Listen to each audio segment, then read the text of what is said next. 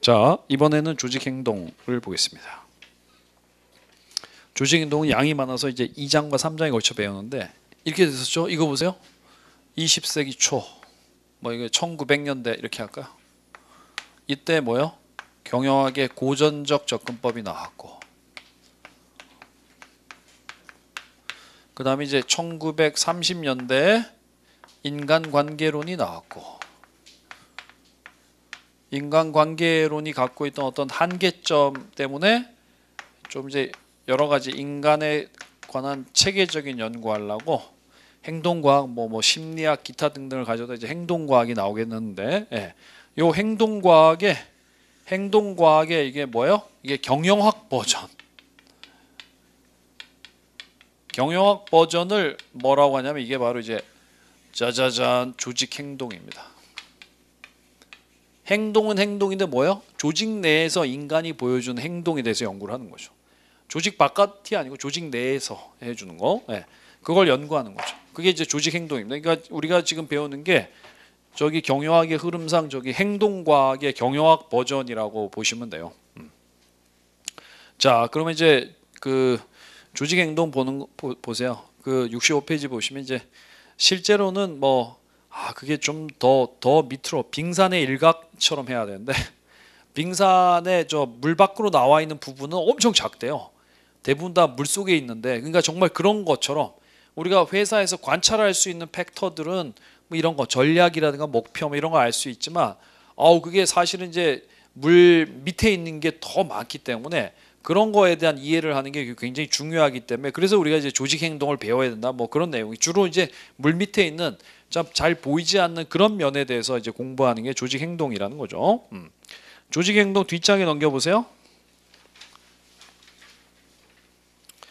67페이지에 보시면 조직 행동의 연구 모형 나와 있는데 이런 거죠. 제가 그 모름지기 과학이라고 한다면 인과관계를 바탕으로 하는 거야. 그래서 그 옆 페이지 67페이지야. 예.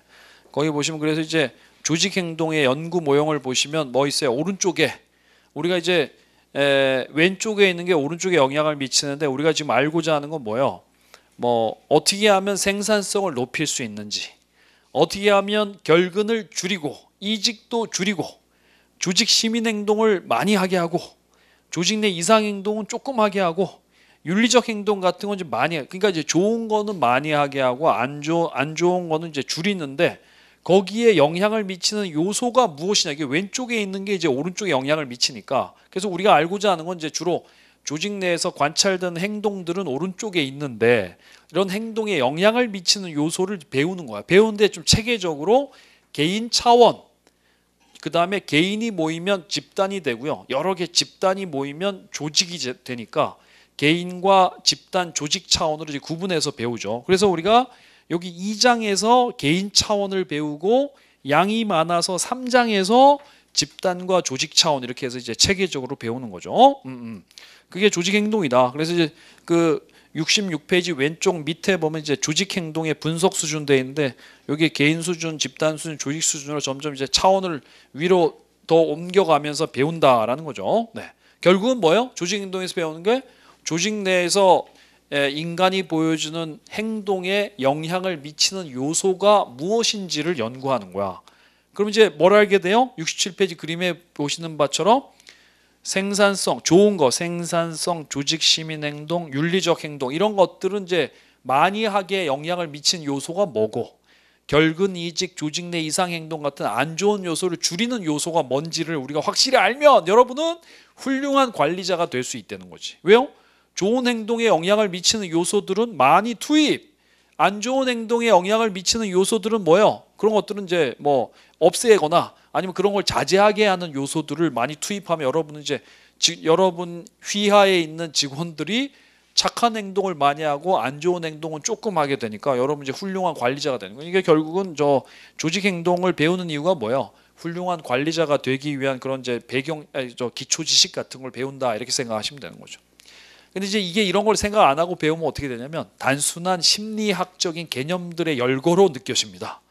뭐야 이게, 이렇게 됩니다. 그렇지만 이게 배우는 이유가 실제로 이제 저런 행동에 영향을 미치는 요소를 우리가 배우는 거야. 그래서 이제 사실은 이게 인간을 매니지먼트, 인간을 소위 말해서 이제 관리, 인적 자원을 관리함에 있어서 굉장히 중요한 지식이라는 거죠. 그래서 이게 경영학 중에 전공 중에 제일 먼저 배워. 경영학과에서 제일 먼저 배우는 게 이거야. 2학년 1학기 때 배워. 조직행동 2학년 1학기 때 배웁니다. 경영학과에서. 그렇죠? 네. 2학년이 듣기에는 얼마 재미없지. 그렇죠? 2학년이 듣기에는 얼마 재미없죠. 네. 왜냐? 이게 그 한 관리자 아저씨들이 들으면 와 맞네 김대리가 저래서 저랬구나 저 새끼 막 이러면서 불쌍한 새끼 이렇게 하면서 막 저기 저 약간 공감이 가는데 대학 2학년이 배우기에는 너무 좀 그렇죠. 오케이 어쨌든 그래서 배운다. 68페이지 넘어갑시다. 개인 수준 보겠어요. 능력 보겠습니다. 능력.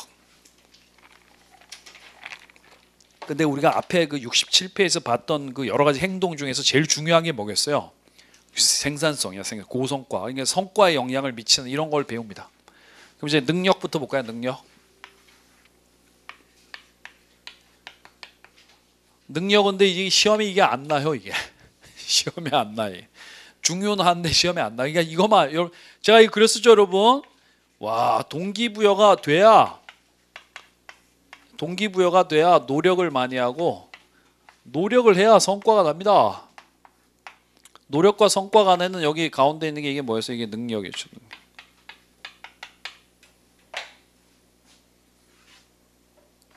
동기부여가 돼야 그러니까 이제 소위 말해서 뭐 할 맛이 뭐 뭔가 이제 좀 뭐 동기부여 돼야 뭐 하고 싶어야 하게 되고요. 아니면 뭐 동기부여는 뭐 하고 싶어서 하는 것도 있지만 아니면 뭐 이거 하면 내가 뭐 한번 쏠게 이렇게 되면 또 할 수도 있고 뭐 여러 가지가 있겠죠. 그래서 이제 어쨌든 동기부여가 많이 된 사람이 노력을 많이 하게 되고요. 노력을 많이 하면 역시 뭐 성과는 납니다. 그렇죠? 근데 이제 노력과 성과 간의 거를 이게 요 가운데 있는 애들을 이게 조절 변수라고 해요. 이거 한번 설명드릴까? 여기 보세요.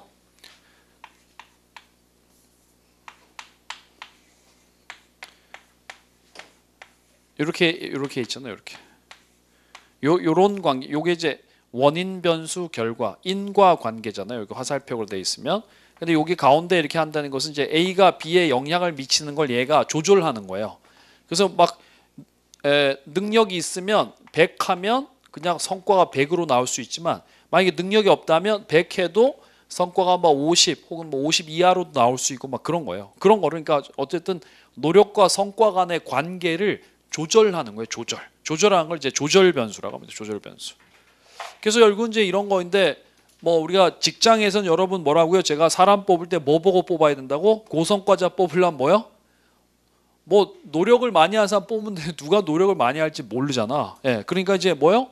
뭐 누가 또 동기부여가 많이 되는지도 모르잖아. 그러니까 어떻게 능력 체크할 수 있는 거 우리 이제 능력밖에 없으니까. 그래서 능력을 체크하는 시험 뭐 능력 중에 뭐 요즘에 이런 걸 많이 하죠.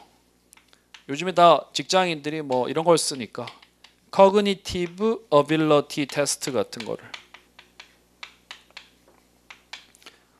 옛날에는 이제 Physical Ability 신체적 능력이 중요했지만 요즘은 인지 능력 이런 게 중요하니까 뭐 이런 거를 이제 검사 SSAT가 이거예요. SSAT가 이게 Cognitive Ability Test입니다. 그래서 그게 중요하다는 거죠. 그래서 결국은 이게 뭐예요? 이게 앞에서 우리가 이제 로버트 카츠는 경영자에게 요구된 능력을 세 가지로 나왔는데 뭐였어요? 최고 경영자에 요구되는 거 뭐예요? Conceptual skill. 그 다음에 저 밑에 있는 하급 관료에게 요구되는 거 뭐예요? Technical skill. 그러니까 이제 이 그림이 최고 경영자용 그림이라면 최고 경영자가 성과를 내기 위해서 어떤 능력이 있어야 돼요? 그 개념화 능력, Conceptual skill이 있어야 되고 일선 관리자라면 여기에 제일 필요한 게 뭐예요? Technical skill. 이게 실무 능력 이런 게 있어야 되는 거죠. 만약에 이제 여러분이 작곡가라고 하면 뭐가 있어야 돼? 여기 뭔가 이제 창의적인 뭔가 리듬이라든가 멜로디 이런 걸 이제 만들어낼 수 있는 그런 창의성이 굉장히 중요하고요.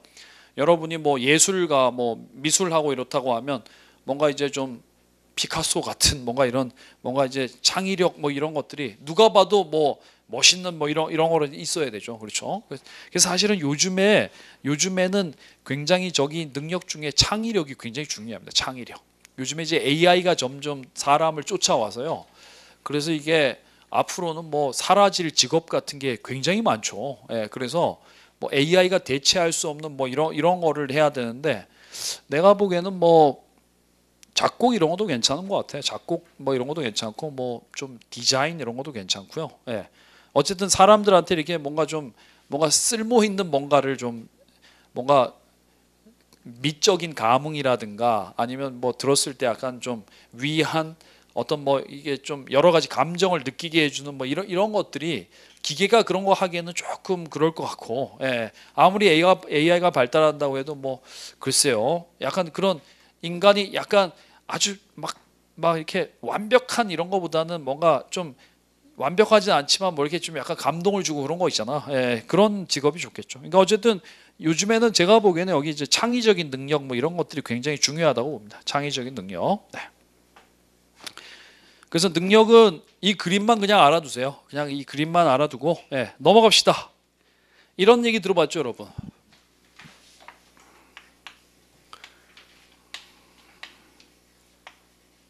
From brown to brain. 이게 브라운이 이게 저 찾아보세요. 이게 근육이야, 근육. 다 이제 보통 머슬 쓰는데 이거 이제 운율을 맞추려고 라임 브라운 투 브레인. 이게 이제 옛날에는 다들 이 근육 써서 일했었는데 요즘 다 머리 써서 일한다는 거죠. 그렇죠. 그러니까 이제 그래서 여기 능력도 옛날에는 신체적 피지컬 어빌러티 이런 게 굉장히 중요했죠. 요즘 이제 커그니티브 어빌러티 이런 걸 굉장히 중요시하는 그런 시대가 된 거죠. 네. 자, 69페이지 학습 보겠습니다. 학습은 보통 우리는 뭐 학습하면 공부하는 거 생각하는데 여기는 이제 그게 달라요. 실제로 우리가 공부하는 거는 그건 이제 지각에 가깝습니다. perception. 모든 사람이 똑같이 제 책에 있는 활자를 인식을 합니다. 제 말을 똑같이 듣습니다. 똑같이 듣고 그거를 우리가 이제 그 책에서 본 대로 복사해서 머릿속에 넣을 수는 없어요. 인간은 이제 그런 능력이 없거든요. 컴퓨터는 뭐 스캐닝 해가지고 넣으면 그냥 차후차후 넣지만 그래서 어쨌든 사람들은 여기 있는 거를 이제 정보를 어떻게 해요? 자기식으로 해석을 해서 머릿속에 정리를 해요. 자기식으로 해석을 해서 정리해 놨다가 그게 이제 시험에 나면 끄집어내서 이제 인출 반응을 보이는 이런 걸 이제 지각이라고 합니다. 지각. 그러니까 우리가 공부하는 건 지각 프로세스야. 활자에 있는 담겨 있는 이 의미를 이해를 해서 머릿속에 넣었다가 나중에 이제 끄집어내서 쓰려고 머릿속에 정리하는 과정, 이런 게 지각입니다. 지각. 정보 처리 과정이에요. 그게 지각인데 여기 학습은 뭐냐면